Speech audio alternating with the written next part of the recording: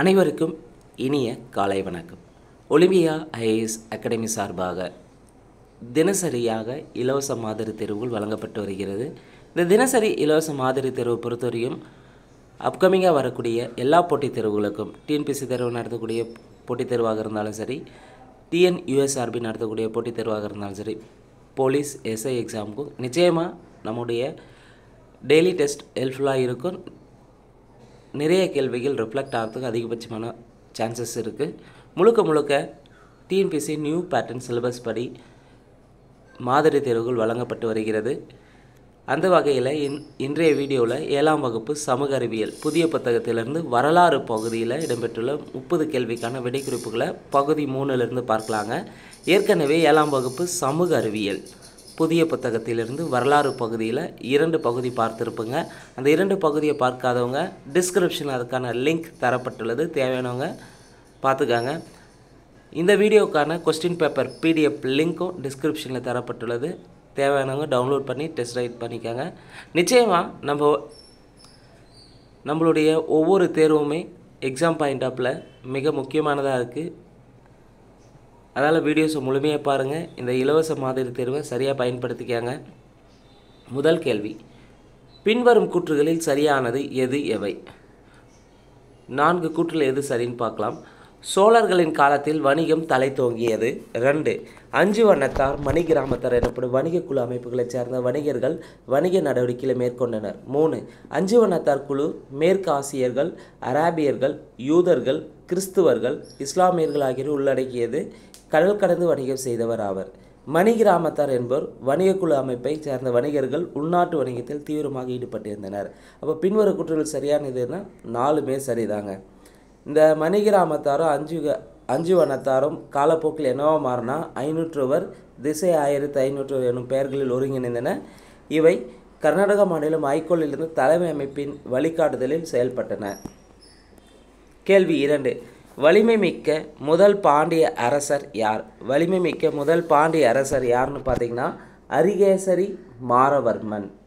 கேள்வி 3, பல்லவ அரசர்கள் 1ஆம் மகேந்திரவர்மன், 1ஆம் நரசிம்மவர்மன் ஆகியோரின் சமகாலத்தைச் சேர்ந்த பாண்டிய மன்னன் யார்? பல்லவ அரசர்களான 1ஆம் மகேந்திரவர்மன், 1ஆம் நரசிம்மவர்மன் ஆகியோரின் சமகாலத்தைச் சேர்ந்த பாண்டிய அரசன் கூன்பாண்டியன். அதாவது கூன்பாண்டியன் என்று அழைக்கப்பட்டவன் யார்னா அரிகேசரி மாரவர்மன் தான் கூன்பாண்டியன். கேள்வி 4, அரிகேசரியை சமண மதத்திலிருந்து சைவத்திற்கு மாற்றியவர் யார்? இந்த கொஸ்டின் பார்த்தீங்கன்னா ஆல்ரெடி டிஎன்பிசியில் கேட்டிருக்காங்க. அரிகேசரியை சமண மதத்திலிருந்து சைவத்திற்கு மாற்றியவர் திருஞான சம்பந்தர். கேள்வி 5, 1ஆம் வரகுணன் என்று அழைக்கப்பட்டவர் யார்? 1ஆம் வரகுணன் என்று அழைக்கப்பட்டவர் ஜடில பராந்தக நெடுஞ்சடையன். 1ஆம் வரகுணன் என்று அழைக்கப்பட்டவர் ஜடில பராந்தக நெடுஞ்சடையன். கேள்வி 6, வேள்விக்குடி செப்பேடுகளின் கொடையாளி என்று அழைக்கப்படுபவர் யார்? வேள்விக்குடி செப்பேடுகளின் கொடையாளி என்று அழைக்கப்படுபவர் இதுவும் ஆல்ரெடி டிஎன்பிசியில் கேட்டிருக்காங்க. 7ஆம் வகுப்பு சமூக அறிவியல் வரலாறு பகுதியை பொறுத்தவரையும் டிஎன்பிசி சிலபஸில் ரொம்ப ஹிஸ்ட்ரி ஏரியாவில் மிக முக்கியமான ஒரு புத்தகமும் கூட. ஸோ தெளிவாக படித்து ரிவிஷன் பண்ணி டெஸ்ட் ரைட் பண்ணி பார்த்துக்காங்க. வேள்விக்குடி செப்பேடுகளின் கொடையாளி என்று அழைக்கப்படுபவர் 1ஆம் வரகுணன் என்று அழைக்கப்பட்ட ஜடில பராந்தக நெடுஞ்சடையன். கேள்வி 7, இந்த கேள்வியும் ஆல்ரெடி கேட்டிருக்காங்க. பாண்டிய அரசு செல்வ செழிப்பு மிக்க உலகிலேயே மிக அற்புதமான பகுதியாகும் என புகழாரம் சூட்டியவர் யார்? மார்க்கபோலோ. கேள்வி 8, டெல்லிக்கு விரைந்து அலாவுதீன் கில்ஜியின் பாதுகாப்பில் அடைக்கலமான பாண்டிய அரசர் யார்? சுந்தர பாண்டியன்.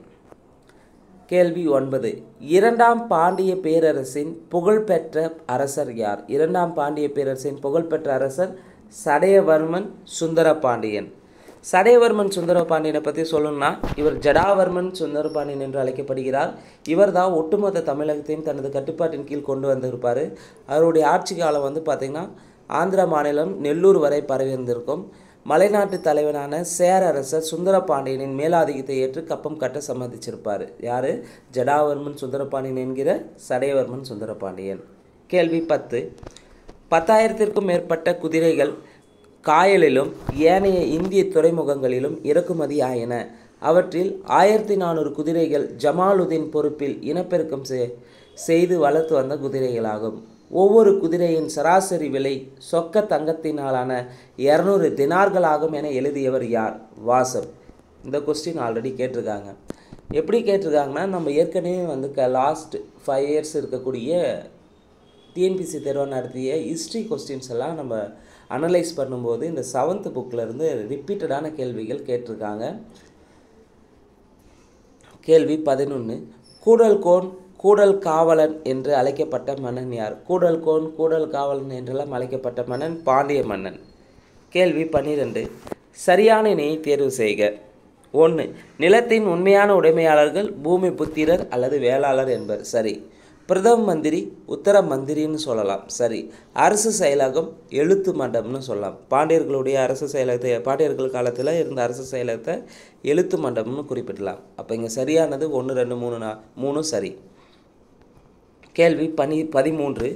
பாண்டிய நாடு நிர்வாக முறையை தேர்வு செய்க. பாண்டிய நாடு வந்து பார்த்திங்கன்னா மண்டலங்களாக இருக்கும். மண்டலங்கள் வளநாடாக பிரியும், வளநாடுகள் பல நாடுகளாக பிரியும், பல நாடுகள் கூற்றங்களாக இருந்தது. கேள்வி 14. திருநெல்வேலி மாவட்டம் மானூர் என்னும் ஊரில் உள்ள டேஸ் ஆண்டை சேர்ந்த கல்வெட்டு கிராம நிர்வாகம் தொடர்பான செய்திகளை கொண்டுள்ளது. இந்த கொஸ்டினும் ஆல்ரெடி ப்ரீவியஸில் கேட்டிருக்காங்க. திருநெல்வேலி மாவட்டம் மானூர் என்னும் ஊரில் உள்ள கிபி 800ஆம் ஆண்டை சேர்ந்த கல்வெட்டு கிராம நிர்வாகம் தொடர்பான செய்திகளை கொண்டுள்ளது. இந்த மானூர் வந்து எந்த டிஸ்ட்ரிக்டில் இருக்குன்னு கேட்டிருந்தாங்க. திருநெல்வேலி மாவட்டம். கேள்வி 15. மாலிக் உல் இஸ்லாம் ஜமாலுதீன் எனும் அராபிய வணிகரின் வணிக நிறுவனம் எந்த துறைமுகத்தில் செயல்பட்டது? மாலிக் உல் இஸ்லாம் ஜமாலுதீன் எனும் அராபிய வணிகரின் வணிக நிறுவனம் காயல் துறைமுகத்தில் செயல்பட்டது. கேள்வி 16. காயல்பட்டினம் தற்போது எந்த மாவட்டத்தில் உள்ளது? காயல்பட்டினம் தற்போது தூத்துக்குடி மாவட்டத்தில் உள்ளது. கேள்வி 17. இந்தியாவில் முஸ்லீம் ஆட்சி டேஸால் 12ஆம் நூற்றாண்டில் நிறுவப்பட்டது. இந்தியாவில் முஸ்லீம் ஆட்சி முகமது கோரியால் 12ஆம் நூற்றாண்டில் நிறுவப்பட்டது. கேள்வி 18. சரியான இணையை தேர்வு செய்க. அடிமை வம்சம். அடிமை வம்ச ஆட்சி காலம் 1206லேருந்து 1290. சரி. குத்புதீன் ஐபக் ஆட்சி காலம் 1206லேருந்து 1210 வரை ஆட்சி செய்திருப்பார். இல்துமிஸ் ஆட்சி காலம் 1210லேருந்து 1236 வரை ஆட்சி செய்திருப்பார். ரஷ்யா பேகம் ஆட்சி காலம் 1236லேருந்து 1240 வரை ஆட்சி செய்திருப்பார். டெல்லி சுல்தானியம் ரொம்ப ரொம்ப முக்கியமான ஒரு லெசன். சரியான விடை 1, 2, 3, 4 இணையும் சரியாக இருக்குது. கேள்வி 19. தவறான இணையை தேர்வு செய்க. முகமது கோரி இறப்பு 1210 கிடையாது. குத்புதீன் ஐபக் இறப்பு 1206 கிடையாது. இல்துமிஸ் இறப்பு 1240 கிடையாது. ரஷ்யாவை இறப்பு 1236 கிடையாது. ஸோ இங்கே 4 இணையுமே தவறாக தான் இருக்குதுங்க. தவறான இணை அனைத்துமே தவறு. அப்போ முகமது கோரி எப்போ இறந்தார்னா, முகமது கோரி இறப்பு 1206. குத்புதீன் ஐபக் இறப்பு 1210. இல்துமிஷின் இறப்பு 1236 ஏப்ரலில் இருந்திருப்பாங்க. ரஷ்யா பேகம் இருந்தது 1240. எல்லாமே 4 ஆப்ஷனையுமே மாற்றி தந்திருக்காங்க, பார்த்துக்காங்க. கேள்வி 20. அடிமை வம்சம் பற்றிய கூற்றுகளில் தவறானது. அடிமை வம்சத்தை தோற்றுவித்தவர் குத்புதீன் ஐபக். சரி. இது மாம்லுக் அரச மரபு என்றும் அழைக்கப்பட்டது. சரி. மாம்லுக் என்ற பார்சிக வார்த்தைக்கு அடிமை என்று பொருளா? மாம்லுக் என்ற அரேபிய வார்த்தைக்கு அடிமை என்று பொருள். அப்போ தவறானது ஆப்ஷன் சி. அடிமை வம்சத்தினர் இத்துணைக்கண்டத்தை 84 ஆண்டுகளை ஆட்சி செஞ்சுருக்காங்க. அடிமை வம்சத்தினர் இத்துணைக்கண்டத்தை 84 ஆண்டுகள் ஆட்சி செஞ்சுருக்காங்க. கேள்வி 21. குத்புதீன் ஐபக் பற்றிய கூற்றுகளில் சரியானது எது? டெல்லியை தலைநகராக கொண்டு தனது ஆட்சியை தொடங்கினார். தப்பு. தனது தலைநகரை டெல்லியிலிருந்து லாகூருக்கு மாற்றினார். தவறு. கீழை கங்கை சமவெளியை, அதாவது பீகார் வங்காளம் கைப்பற்றும் பொறுப்பை பக்தியார் கில்ஜியிடம் ஒப்படைத்தார். சரி. டெல்லியில் குவத்துல் இஸ்லாம் மஸ்ஜித் என்னும் மசூதியை கட்டினார். சரி. அப்போ குத்புதீன் ஐபக் பற்றிய கூற்றுகள் சரியானது 3 மற்றும் 4. குத்புதீன் ஐபக் முதல்ல வந்து தன்னுடைய தலைநகராக லாகூரில் கொண்டு தனது ஆட்சியை தொடங்கியிருப்பார். டெல்லியை தலைநகராக கொண்டு தந்திருப்பாங்க. தப்பு. லாகூரை தலைநகராக கொண்டு ஆட்சியை தொடங்கியிருப்பார். பிறகு லாகூர்லேருந்து தலைநகரை டெல்லிக்கு மாற்றியிருப்பார். கேள்வி 22. இந்தியாவில் உள்ள மிக பழமையான மசூதி எது? இந்தியாவிலேயே இருக்கக்கூடிய மிக பழமையான மசூதியாக கருதப்படுவது குத்புதீன் ஐபக் கட்டிய குவத்துல் இஸ்லாம் மஸ்ஜித் மசூதி. குவத்துல் இஸ்லாம் மஸ்ஜித் மசூதி. கேள்வி 23. குதுப்பினாரை கட்டி முடித்தவர் யார்? குதுப்பினாரை கட்டி முடித்தது யார்னா இல்துமிஸ். குத்புதீன் ஐபக்குடைய மருமகனான இல்துமிஸ் தான் கட்டி முடிச்சிருப்பார். அப்போ குதுப்பினாரை கட்டத் தொடங்கியவர் யாருன்னு பார்த்தீங்கன்னா குத்புதீன் ஐபக். கட்டத் தொடங்குது குத்புதீன் ஐபக், கட்டி முடித்தது மருமகன் இல்துமிஸ் அவருடைய மருமகன் கட்டி முடிச்சிருப்பார். இந்த 2 கேள்வியுமே ஆல்ரெடி டிஎன்பிசியில் கேட்டிருக்காங்க. குத்புதீன் ஐபக்கின் மகன் யார்? குத்புதீன் ஐபக்கின் மகன் ஆரம் ஷா. கேள்வி 25. எந்த டெல்லி சுல்தானை ஆட்சியின் போது மங்கோலியர்கள் செங்கிஸ்கானின் தலைமையில் இந்தியாவின் எல்லைப் பகுதிகளை அச்சுறுத்தினர்? எந்த டெல்லி சுல்தானை ஆட்சியின் போது மங்கோலியர்கள் செங்கிஸ்கானின் தலைமையில் இந்தியாவின் எல்லைப் பகுதிகளை அச்சுறுத்தினாங்கன்னா இல்துமிஸ் ஆட்சி காலத்தில் போதுதான். கேள்வி 26. செங்கிஸ்கானால் தோற்கடிக்கப்பட்டு விரட்டப்பட்டிருந்த குவாரிஜம் ஷா ஜலாலுதீன் என்பார் யாரிடம் அடைக்கலமும் பாதுகாப்பு கேட்டிருந்தார்? செங்கிஸ்கானால் தோற்கடிக்கப்பட்டு விரட்டப்பட்டிருந்த குவாரிஜம் ஷா ஜலாலுதீன் என்பவர் யாரிடம் அடைக்கலமும் பாதுகாப்பும் கேட்டிருந்தார்னா கியாசுதீன் இல்துமிஸ் கிட்ட தான் அடைக்கலம் கேட்டிருப்பார். கேள்வி 27. மங்கோலியர்கள் தாக்குதல் மேற்கொண்டால் அதை எதிர்கொள்வதற்காக துருக்கிய பிரபுக்கள் 40 பேரை கொண்ட சகல்கானி அல்லது 40 குழுவை உருவாக்கியவர் யார்? மங்கோலியர்கள் தாக்குதல் மேற்கொண்டால் அதை எதிர்கொள்வதற்காக துருக்கிய பிரபுக்கள் 40 பேரை கொண்ட சகல்கானி அல்லது 40 குழுவை உருவாக்கியவர் யாருன்னா இல்துமிஸ். இந்த கேள்வியும் கேட்டிருக்காங்க. கேள்வி 28. ஜலாலுதீன் யாகுத் என்னும் எத்தியோப்பிய அடிமையை தனது தனி உதவியாளராக நியமித்தவர் யார்? ஜலாலுதீன் யாகுத் என்னும் எத்தியோப்பிய அடிமையை தனது தனி உதவியாளராக நியமித்தவர் ரஷ்யா பேகம். கேள்வி 29. 40 குழுவை ஒழித்தவர் அல்லது சகல்கானை குழுவை ஒழித்தவர் யாருன்னா பால்பன். கேள்வி 30.